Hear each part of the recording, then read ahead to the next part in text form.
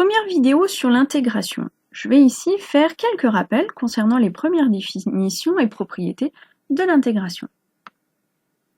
Alors on commence toujours par le cas des fonctions dites positives. Donc je vais prendre une fonction f, je vais la supposer continue et positive sur un intervalle AB. Donc positive, c'est-à-dire que quel que soit x appartenant à l'intervalle AB, eh bien f de x est positif ou nul. Et puis je vais noter donc CF, sa représentation graphique.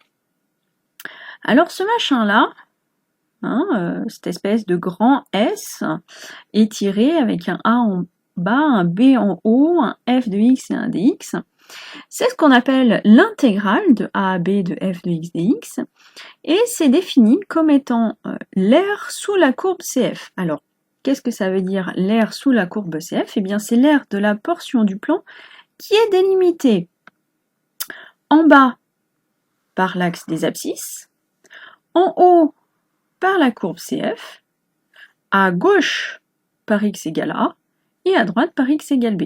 La droite x égale A et la droite x égale B. Donc, si je prends mon exemple ici, que je suppose, je sais pas moi, A c'est moins 3, oula, je vais faire une vraie droite, A c'est moins 3, B c'est, allez, prenons 1. Donc, l'intégrale de A à B de f de x dx, donc ici l'intégrale de moins 3 à 1 de f de x dx, dans mon cas ici, c'est quoi? Eh bien c'est l'aire qui est ici.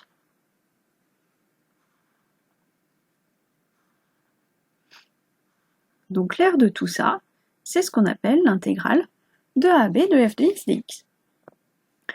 Alors, quand on a une fonction qui est un segment de droite, en tout cas dans la représentation graphique est un segment de droite entre A et B, pas de souci, on sait calculer l'intégrale, on sait calculer l'aire d'un rectangle, on sait faire. Si c'est pas un segment de droite, eh ben on est bien embêté, parce que de façon générale, on ne sait pas comment faire. Alors, je ne vais pas dans cette partie de cours vous parler, vous expliquer comment est-ce qu'on fait ces calculs. Je vous laisse vous référer à d'autres vidéos de cette série de vidéos sur l'intégration. Alors, quelques remarques. La première, eh bien, si je fais l'intégrale de A à A de f de x dx, j'ai 0. Bah oui, si on se rappelle, on a l'aire sous la courbe, c'est délimité à gauche par x égale A et à droite par x égale A. Donc en fait, c'est juste, entre guillemets, le trait, mais le trait, il est aussi fin que je le veux, donc j'ai aucune aire, j'ai rien. Deuxième remarque, quand on définit l'intégrale de a à b de f de x dx, eh bien on dit que x est une variable muette. C'est-à-dire que le choix de cette lettre n'a pas d'importance. Donc ça veut dire que je peux très bien écrire l'intégrale de a à b de f de t dt, ou l'intégrale de a à b de f de u du, ou vous remplacez la lettre par ce que vous voulez. Simplement faites bien attention, la variable dite d'intégration, donc ce par rapport à quoi je fais mon intégrale, c'est indiqué par le dx, dt, du, etc. Donc c'est aussi pour ça qu'on ne peut pas oublier ce dx, ce dt, ce du. Je pourrais très bien avoir non pas f de x dx, mais une fonction qui est définie en fonction de x, de u et de t. Et bien dans ce cas-là, c'est le dx ou le dt ou le du qui va me dire quelle est la variable d'intégration, et à ce moment-là, toutes les autres seront considérées comme des constantes. Et puis, troisième remarque, l'ordre des bornes est extrêmement important, notamment car l'intégrale de b à a de f de x dx, c'est moins l'intégrale de a à b de f de x dx. Alors, une propriété que je vais définir tout de suite, mais qui sera vraie pour des fonctions pas forcément positives. Une propriété très importante dite relation de Schall. Alors, qu'est-ce qu'elle nous dit? Donc je prends toujours une fonction continue sur un intervalle i, et puis je prends deux réels a et b de i. Eh bien, si je prends un réel c qui appartient à i, alors en général on va le prendre entre a et b, mais c'est pas une obligation. Eh bien, ce que nous dit la relation de Schall, c'est que si je fais l'intégrale de a à b de f de x dx, c'est pareil que faire l'intégrale de a à c de f de x dx, plus l'intégrale de c à b de f de x dx. Alors, si je fais un petit schéma, en fait, qu'est-ce qu'on est en train de dire? Si je prends par exemple a moins 3, allez, je vais reprendre b qui vaut 1, et puis disons que c, c'est 2.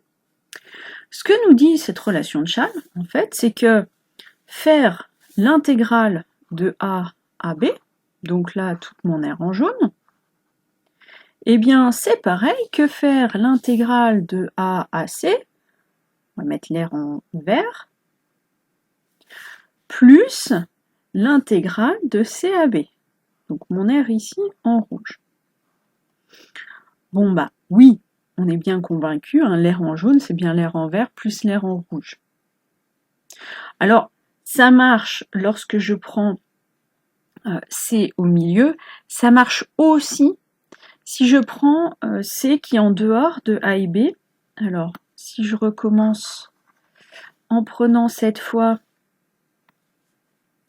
donc je reprends mon A, je reprends mon B, et puis je vais mettre mon C par exemple ici en 2. Donc, l'intégrale de A à B, c'est l'aire là en jaune. L'aire de A à C, c'est l'aire ici en vert. Alors je vais plus loin. Donc on est en train de se dire, ah bah mince, ça va pas le faire, puisque j'ai l'intégrale en jaune qui doit être l'intégrale en vert plus quelque chose. Oui, mais en fait, plus quoi? Plus l'intégrale ici en rouge. Et si on regarde dans l'intégrale en rouge, j'ai mon C qui est plus grand que le B. Donc l'intégrale ici en rouge de C à B de f de x dx, eh bien on a dit juste avant, c'est moins l'intégrale de B à C de f de x dx. Et l'aire en rouge, c'est l'intégrale de B à C de f de x dx. Dans le bon ordre, d'accord? Donc, en fait, quand j'applique ma relation de Chasles, j'ai pas l'aire en jaune qui est l'aire en verte plus l'aire en rouge, mais la relation de Chasles me dit c'est l'aire en vert moins l'aire en rouge. Et vous voyez que ça marche aussi. Mais bien évidemment, les 3/4 du temps, quand on va utiliser cette relation de Chasles, on se placera dans le cas qu'on a vu juste avant. Alors, on a vu le cas des fonctions positives. Quand on prend des fonctions quelconques, ça marche tout aussi bien. Admettons, ici, je vais prendre A, c'est moins 2, et puis B, allez, on va prendre 2. Alors, qu'est-ce qui se passe? Eh bien, si j'applique la relation de Chasles que je viens de voir, je vous ai dit, elle ne s'applique pas uniquement dans le cas des fonctions positives. On va avoir l'intégrale donc de, ici, moins 2 à 2 de f de x dx, qui est donc égal à l'intégrale de moins 2, alors on va dire qu'ici c'est A, je vais mettre donc B ici, on va dire qu'on a C et D. Comme ça m'évite de faire les calculs exacts des valeurs. Donc moins 2 à C de f de x dx, plus l'intégrale, et bien cette fois de C à D de f de x dx, plus l'intégrale de D à B, alors à 2, de f de x dx. L'intégrale de C à D, vous voyez qu'on a une fonction qui est positive, donc en appliquant ce qu'on a vu tout à l'heure, c'est l'aire qui est sous la courbe ici. Pour les fonctions négatives, comment ça se passe? Eh bien en fait c'est le même principe, sauf que au lieu de prendre l'aire, qui est en dessous, eh bien on va... c'est une aire, hein, donc c'est forcément quelque chose de positif, mais comme on est en dessous, eh bien on va dire qu'on va prendre moins cette aire. Et puis du coup, sur le dernier morceau, comme c'est négatif, c'est pareil, je vais prendre moins cette aire. Donc, j'aurais dû mettre d'autres couleurs. Allez, on va mettre en rouge sur ce morceau-là. Voilà. Et en vert sur ce morceau-là. Donc, l'intégrale de a à b de f de x dx, ici, ça donne quoi? Ça donne bien finalement moins l'aire en rouge, puisqu'on est négatif, plus l'aire en jaune, puisqu'on est positif, moins l'aire en vert, qui est négatif. Alors, la relation de Châle s'applique aussi dans le cas des fonctions quelconques, on est bien d'accord. Alors, quelques propriétés supplémentaires. Si je prends f et g, deux fonctions qui sont continues sur un intervalle i, et puis je vais prendre deux réels a et b de i, je vais prendre alpha et bêta, deux réels quelconques, eh bien je sais que l'intégrale de a à b de alpha f de x plus bêta g de x, dx, ça revient à faire alpha fois l'intégrale de a à b de f de x dx, plus bêta fois l'intégrale de a à b de g de x dx. Alors on peut aussi trouver cette propriété en plusieurs morceaux en disant que l'intégrale de a à b de, je sais pas moi, alpha f de x dx, eh bien c'est égal à alpha l'intégrale de a à b de f de x dx. D'accord? Donc si j'ai une constante, quelque chose qui ne dépend pas de x, qui est en facteur dans ma fonction, je peux le sortir de l'intégrale. Et puis si j'ai l'intégrale de a à b d'une fonction f plus une fonction g, donc de x dx, eh bien je peux faire d'abord l'intégrale de f de x dx plus l'intégrale de g de x dx. Alors c'est à retenir, on va pouvoir utiliser ça dans tous les sens qu'on veut. Propriété suivante, propriété dite de positivité.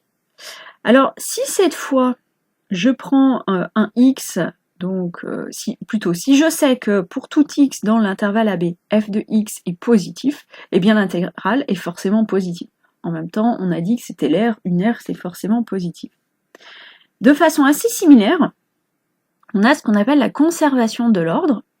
Donc si je sais que sur tout mon intervalle AB, f de x est plus grand ou égal que g de x, eh bien forcément l'intégrale entre a et b de f de x dx est plus grand que l'intégrale de a à b de g de x dx.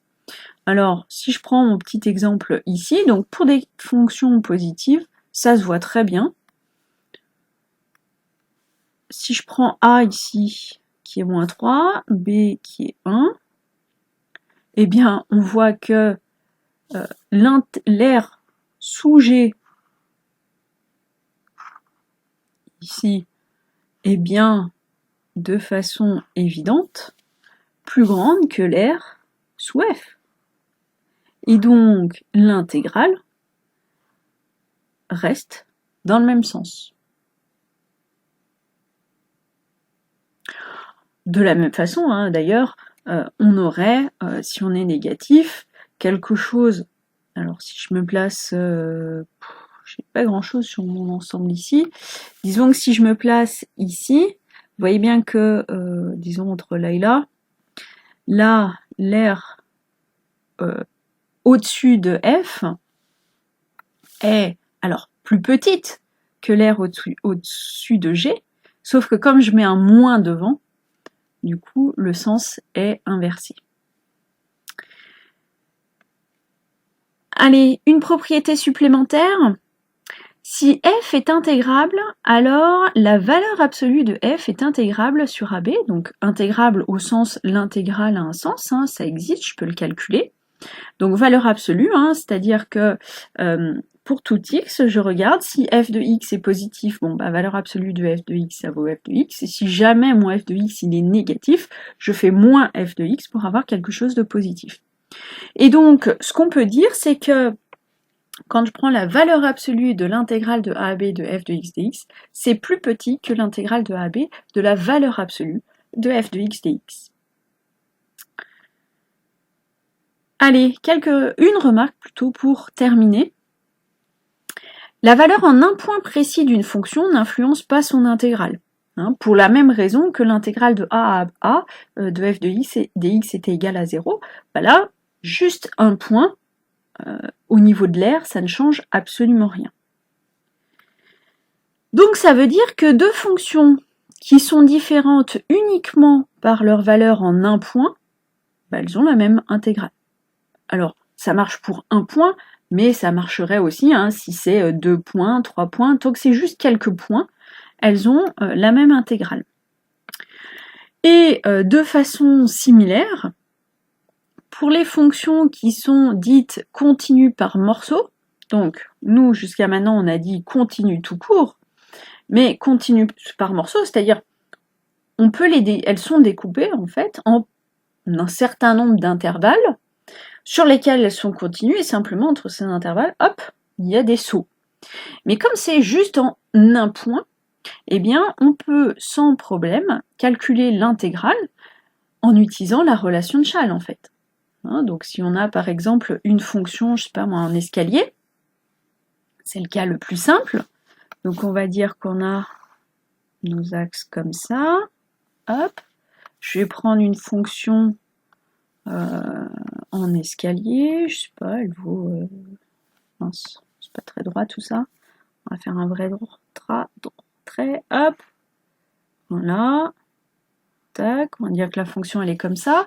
Eh bien, quand je vais vouloir calculer mon intégrale, vous voyez que je vais prendre l'air qui est là-dessous, et ensuite l'air ici, et ensuite l'air ici, d'accord? Et j'ai aucun problème pour le définir. Voilà qui termine cette première vidéo, je vous invite à aller regarder les autres pour la suite.